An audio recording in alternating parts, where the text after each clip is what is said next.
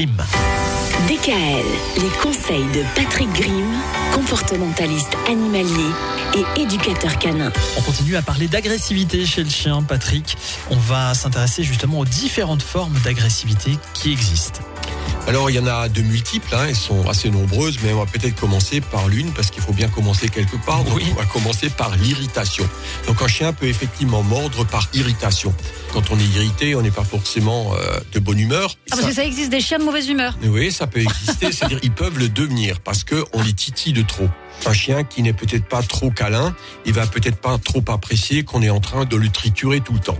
Donc il y a des chiens qui sont comme ça, c'est-à-dire c'est surtout certains primitifs. Certains primitifs, ils préfèrent leur congélaire à l'humain. À partir de là, ils sont pas spécialement câlins. On peut dire qu'il y a des races qui sont plus...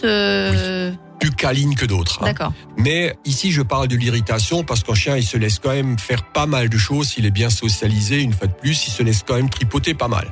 Maintenant, il y a les enfants. Il faut surtout faire attention à ça parce que les enfants n'arrivent pas à s'arrêter. Ils vont tirer la queue, ils vont tirer les oreilles, ils vont tirer les poils du chien. À un moment donné, le chien va émettre des signaux. Et si à ce moment-là, l'enfant ne comprend pas le signal, donc je rappelle que les enfants qui ont moins de 7 ans ont du mal à comprendre quand le chien envoie des signaux pour leur dire maintenant ça suffit. Et donc à ce moment-là, le chien va réagir. Donc il va leur filer, pour ainsi dire, une claque. Il n'a pas de main, donc ça va se finir par une morsure. Et ça va faire très mal. Donc en réalité, le chien remet en place celui qui l'embête. Donc il y a une irritation qui vraiment va générer une action de ce type-là et après on va accuser le chien alors que souvent c'est la faute de l'enfant qui n'a pas respecté ce que le chien lui a demandé.